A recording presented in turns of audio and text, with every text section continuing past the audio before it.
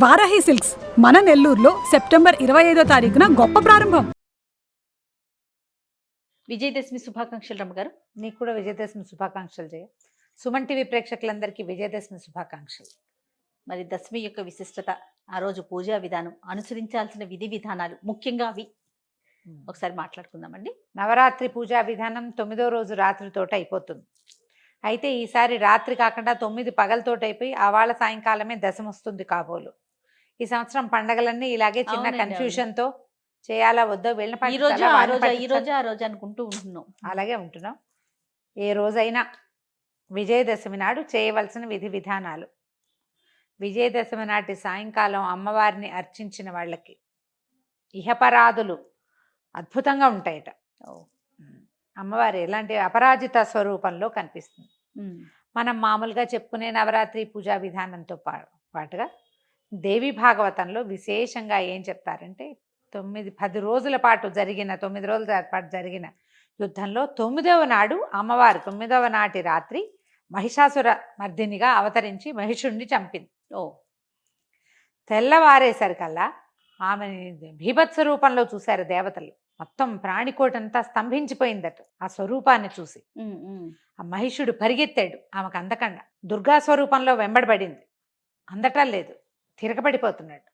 అయితే ఇవిడు ఏం చేసింది, వాడు పరిగెడుతుంటే వాడు వెనకాల పరిగెడుతూ 18 చేతులతోటి అతని వెనకాల పరిగెత్తి, దుర్గకి 18 చేతులు చెప్పరు, 8 చేతులతోటే ఉంది ఆవిడ. తర్వాత స్వరూపమైన మహిషాసురమర్దిని స్వరూపం 18 చేతులు, అష్టాదశ బాహువులతోటి అన్ని శక్తులు కేంద్రీకృతం చేసి మహిషుణ్ణి సంహరించింది. అయితే ఈ అమ్మవారిని ఇలాంటి స్వరూపం రావడానికి కారణం ఆమె ఈ దేవతలందరి దగ్గర ఉన్న శక్తులని స్వీకరించిందట. ఒక్కొక్కళ్ళ దగ్గర నుంచి ఒక్కొక్కటి బ్రాహ్మి, మహేశ్వరి, వైష్ణవి, కౌమారి, వారాహి, నారసింహి, ఐంద్రి, ఇన్ని స్వరూపాలనే తీసుకుంది. వీళ్ళందరి దగ్గర నుంచి శక్తులు తీసుకుని ఆ అన్ని శక్తులు సమకూర్చుకుంటే కానీ మనం దేని మీదైనా పూర్తి విజయం సాధించాలంటే, ఒక చెడుని పూర్తిగా జయించాలంటే ఏకీకృత శక్తి విధానంతో కుదురుతుంది. అది చూపిస్తారు ఇక్కడ ఇదే పండగ సందర్భంలో. ఆమె ఆ మహాగ్ర రూపాన్ని చూసి ప్రాణ చిక్కోటంత బెదిరిపోయిందట. దేవతలు నిశ్చేష్టులైపోయారు. అలాంటి స్వరూపాన్ని ఎప్పుడు చూసుండల. తనని చూసి బెదిరిన ప్రాణికోటిని, దేవతా మండలందరినీ చూసి ఆమె పరమశాంతమూర్తిగా వాళ్ళకి దర్శనమిచ్చింది. ఆ దర్శనమిచ్చిన స్వరూపమే అపరాజిత స్వరూపం. ముందు ఎట్లా కనపడుతోంది, నాలుగు చాచి వాడి శిరస్సు ఖండించి ఓ శిరస్సు పట్టుకుని ఇన్ని చేతులతోటి మొత్తం అన్ని ఆయుధాలు ప్రయోగ భంగిమలో ఉన్నాయి. అన్నీ పోయి స్థిమిత శాంత స్వరూపంతో పాశాంకుశాలు పట్టుకుని చక్కగా స్థిమితంగా నీకేం కావాలో నేను అది ఇస్తాను, ఏదైనా నన్ను అడగచ్చు. అంతకుముందు ఆమెను చూసి భయం వేసింది కదా, ఆ భయాన్ని పోగొట్టింది. అపరాజిత అంటే అస్సలు పరాజయమే ఎరుగని తల్లి ఆ స్వరూపంలో కనిపించింది. ఆమెను చూసిన వాళ్ళకి ఇక పరాజయమే ఉండదు, అంతే. ఈ రోజున మనం ఎన్ని రకాలు చేస్తామో, ఈ రోజునే పాండవులు తమ తాలూకు ఆయుధాలని స్వీకరించారు, అజ్ఞాతవాసాన్ని విడిచిపెట్టారు ఈ రోజున. తర్వాత రాముల వారు ఈ రోజునే యుద్ధానికి ప్రారంభం చేశాడు. ఎన్ని రకాల కథలో చెప్పబడతాయి దీని మీద. ఇప్పుడు ఇలాంటి అత్యద్భుతమైన రోజున ఇది ఏమిటంటే దీన్ని విజయ దశమిగా చెప్తారు. ఈ రోజున ఏ పని మొదలుపెట్టినా మన పని అయిపోతుంది, పని శాంతంగా అవుతుంది, పూర్తిగా అవుతుంది, సక్సెస్ఫుల్గా అవటం కోసం పాతకాలంలో క్షత్రియులంతా కూడా ఈ రోజును విశేషంగా భావించి సీమోల్లంఘన చేసేవారంటే యుద్ధానికి సన్నద్ధమయ్యే వాళ్ళంతా కూడా 9 రోజులు అర్చన చేసి 10వ నాడు అపరాజిత అర్చన చేసిన తర్వాత సీమోల్లంఘనం అంటే ఇప్పుడు మనం ఏం చేస్తున్నాం, ఊరు మొగదలకు వెళ్ళి రావాలని చెప్తారు. తెలంగాణ అంతా కూడా ఊరు బయటికి వెళ్ళి రావాలంటారు. ఊరు బయటికి వెళ్ళి రావటం ఇది సీమోల్లంఘనం చేయటం. అంటే ఆ రోజున ఊరు దాటేవాళ్ళు. ఈ 10వ నాడు ఊరు దాటిన వాడికి వాడు ఏ పని మీద వెళ్ళాడో ఆ పని అయిపోతుంది, అమ్మవారు సాధించినట్టుగా సాధించేస్తాడు అతను. అందుకని మన వాళ్ళు ఏం చేస్తారు, పొలిమేరలు చూసి రావాలని పొలిమేర దాకా వెళ్ళొస్తారు. ఒట్టిగా పొలిమేర చూసి రావడం కాదు, ఆ రోజుల్లో చేసిన విధానం అది. అలాగే ఈ రోజున శమి వృక్షానికి పూజ చేస్తారు. అవును, మనం కూడా చేసుకుంటాం కదా, తెలంగాణ అంతా బంగారం బంగారం అని ఈ శమీ వృక్షపు ఆకులన్నీ తెంచిస్తారు. అయితే ఈ పాండవులు శమీ వృక్షం మీదే తమ ఆయుధాలు దాచిపెట్టారని, ఈ శమైతే పాపం శమీ శత్రు వినాశిని అర్జునస్య ధనుర్ధారి రామస్య ప్రియదర్శిని ప్రియవాదిని అని కూడా చెప్తారు కొన్ని చోట్ల. అంటే రాముడు కూడా శమీ పూజ చేశాడని. అంటే ఈ శమీ పూజ నిన్న మొన్న మొదలైంది కాదు, యుగాల నుంచి ఉంది. కృతయుగ నాడు త్రేతాయుగ నాడు రాముల వారు చేశారంటే ముందు యుగంలో ఉంది కాబట్టి త్రేతాయుగంలో చేశారు. అంతే అంతే. ఈ శమీ వృక్షము అప్పట్లో ఏం చేసేవారట, శమీ మీక నేల ఎక్కడైతే ఉందో దాని మొగదలలో మట్టి తీసుకునేవారట. ఆ మట్టికి మహాబలం కలిగించే మట్టి అని అది. మన వాళ్ళు క్రమంగా ఇక్కడ ఆకులు తుంచడం దాన్నే పంచుకోవటం అనేది వచ్చింది. అది తీసి ఇట్లా మొన్నెత్తికి అద్దుకోవాలన్నమాట. మనం పుట్టమట్టి తెచ్చుకుంటాం చూడు, అట్లా శమీ వృక్షపు మూలపు మట్టి తెచ్చుకోవాలి. పాత రోజుల్లో అట్లా చేసేవాళ్ళు. క్రమంగా పద్ధతులు మారిపోతూ ఉంటాయి కదండి. ఈ శమీ వృక్షాన్ని పూజించడం కూడా ఈ రోజున చెప్పబడుతుంది. మనం 9 రోజులు అర్చన చేసుకున్న వాళ్ళు అమ్మవారిని సాగనంపేసి పీఠం ఎత్తేస్తారు.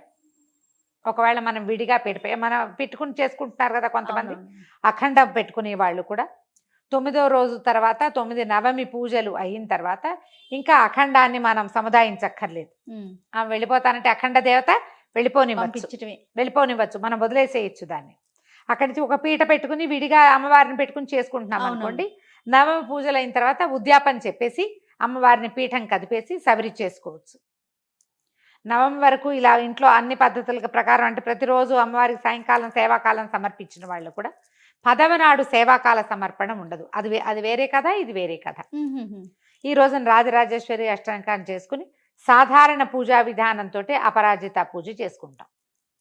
రోజువారీ పూజలాగానే మన ఇంట్లో ఓ లలితాదేవి పటం ఉంటే ఆమెకి చక్కగా గంధం పుష్పం అర్చన చేసుకుని నమస్కారం చేసుకోవటం, రాజరాజేశ్వరి అష్టకం చదువుకోవటం. కుదిరితే లలితా సహస్రనామం మీ ఓపిక ప్రకారం చేసుకోవచ్చు. స్నేహితుల్ని కలుసుకోవటం ఈ రోజున చేసేది. ఈ బంగారం పంచిపెట్టుకోవటం. శమీ వృక్షం ఎక్కడైనా ఉంటే వెళ్ళి శమికి ఒక ప్రదక్షిణం చేసి నమస్కారం చేసుకోవటం. దాని వృక్ష మూలం తాకాలి, అంతే. నేల తాకటం అనేది చాలా ఇంపార్టెంట్. మన ప్రాంతంలో పాలపిట్టను చూడడం అని చెప్తారు. ఈ పాలపిట్ట ఏంటంటే అది వర్షాలు ఉన్ననాళ్ళు అది బయటికి రాదు, దానికి తడిగిట్టదు. వర్షాకాలం వెళ్ళిపోయింది అనే దానికి సూచన పాలపిట్ట రావటం. వానలు ఆగిపోయినాయి, అందుకని మనం ఆ పాలపిట్టను చూడాలి అని చెప్తారు. పాలపిట్టలు కనపడవు ఈ మధ్యట, పంజరాల్లో పెట్టి పట్టుకొచ్చి చూపిస్తారట. పాలపిట్ట దర్శనం తప్పనిసరి అని.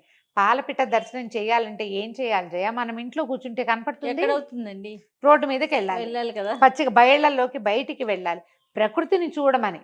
అంతే. వర్షాకాలం తగ్గిపోయి శీతాకాలం మొదలయ్యేటప్పుడు ఒక శోభాయమానమైన ప్రకృతి ఉంటుంది కదా, అది చూడడం కోసం, అది చూడడం. పైగా శరత్కాలపు వెన్నెలలు మహాబాగుంటాయి. సాయంకాలం పూట బయటకు వస్తే ఆ పాలపిట్ట కనిపిస్తుంది. ఆ వెన్నెలని కూడా సాయంకాలం అయ్యేసరికి చీకటి పడేసరికి మనకి చంద్రుడు కనపడతాడు, చంద్రోదయం అయిపోతుంది కదా, చాలా బాగుంటుంది. శరత్కాలపు వెన్నెల చల్లగా ఉంటుంది. అదే కదా మనం శరత్చంద్రుడు అని చెప్తారు. అందుకోసమని సాయంకాలం బయటికి వెళ్ళి సీమోల్లంఘన చేసి, అంటే ఊరు బయళ్ళకి పొలిమేరల దాకా వెళ్ళి ఈ పిట్ట కోసం చూసి మనం తిరిగి రావాలంటే ఊరు బయరు మన ఇంటి పక్కనే ఉండదు, ఇదంతా నడిచి వస్తాం. చంద్ర దర్శనం కూడా చేస్తాం పనిలో పని. వాతావరణం ప్రశాంతంగా చల్లదనం మొదలవుతూ కనపడుతుంది. ఆ ప్రకృతిని ఆస్వాదించడం కోసం ఏర్పరిచారు. ఈ విధంగా మనం విజయదశమి పండుగ జరిపేసుకోవటమే. ఏదైనా నివేదన చేసుకోవడానికి చక్కెర పొంగలి, తర్వాత శాఖ అన్నము, చక్కగా అన్ని కూరలు వేసిన కదంబ సాదము, అలాంటివి నివేదన చేసుకోవచ్చు అమ్మవారికి. స్నేహితులతో మాట్లాడుకోవటము, దేవాలయ దర్శనం చేసి రావటము. ఈ రోజున ఏదైనా ముఖ్యమైన పనులు మొదలు పెట్టదలుచుకున్న వాళ్ళు ఇవాళ మొదలు పెడితే అన్ని పనులు సక్రమంగా అవుతాయి. వ్యాపారానికి కానీ, విద్యకి కానీ, ప్రయాణానికి కానీ, ఫారిన్ ప్రయాణం చేయదలుచుకున్న వాళ్ళు ఈ రోజునే అప్లికేషన్స్ పెట్టుకోవటం కానీ, పండగ సెలవైనా మనం రాయొచ్చు కదా, ఆన్లైన్ అప్లై చేసుకోవచ్చు కదా, వ్యాపార ఆరంభం చేసుకోవచ్చు, వ్యాపారం డెవలప్ చేసుకోవచ్చు. కొత్తగా ఏదైనా చదువుకోదలుచుకున్న వాళ్ళు ఈ రోజున మొదలు పెట్టుకుంటే చదువు సజావుగా సాగుతుంది. ఈ రోజున ఇంకా ముహూర్తం ఏం చూసుకోకర్లేదు. దశమి నాడు కొత్త బండి స్టార్ట్ చేయటం, కొత్త వస్తువులు మొదలు పెట్టుకోవటము, ఒకవేళ ఏదైనా కొత్త ఇంటికి వెళ్ళదలుచుకుంటే ఆ రోజున వెళ్ళిపోవటము, ఏదైనా చేయొచ్చు. విజయదశమి నాడు ముహూర్త నియమం విజయాలి, అంతా విజయాలి. మనం అన్ని చోట్ల ఇదే పాటిస్తాం. భారతదేశం అంతా జరుపుకునే పండగ అంతే. దసరా అందరూ చేసుకుంటారు. దశహరా అనేది 10 వృత్తులు, మన అవును. మనోవృత్తుల్లో ఉన్నటువంటి 10 రకాల దుర్లక్షణాలని పోగొట్టుకునే రోజు. అంతే. ఒకవేళ ఈ 9 రోజులు మనం ఏమి చేసుకోలేదు, ఇవాళ పెద్ద పండుగ అని అనుకుంటే ఈ రోజైనా మీరు అమ్మవారిని అర్చన చేసుకోవచ్చు. ఓ లలిత సహస్రనామం చదువుకోవచ్చు, రాజరాజేశ్వరి అష్టకం చదువుకోవచ్చు, ఓ దేవాలయాన్ని దర్శనం చేసిన 10 రోజులు పూజ చేసిన ఫలితం ఈ 10వ రోజు, 9 రోజులు చేసింది 10వ రోజు పూజ చేసినా కూడా లభిస్తుంది. ఏదో ఒక శ్రద్ధతోటి నమస్కారం చేసుకోండి. అంతే. పిల్ల పాపలతో పండగ చక్కగా జరుపుకోవాలి. గొడవలు, కొట్లాటలు, పోట్లాటలు, వాదనలు, కాకుండా దుర్భాషలాడ్డాలు, నువ్వంటే నువ్వంటాలు లేకుండా ప్రశాంతంగా అత్యద్భుతమైన మానవ సంబంధాలతోటి పండగ చక్కగా జరుపుకోండి. శుభం. నమస్తే రమ్య గారు. నమస్తే జయ.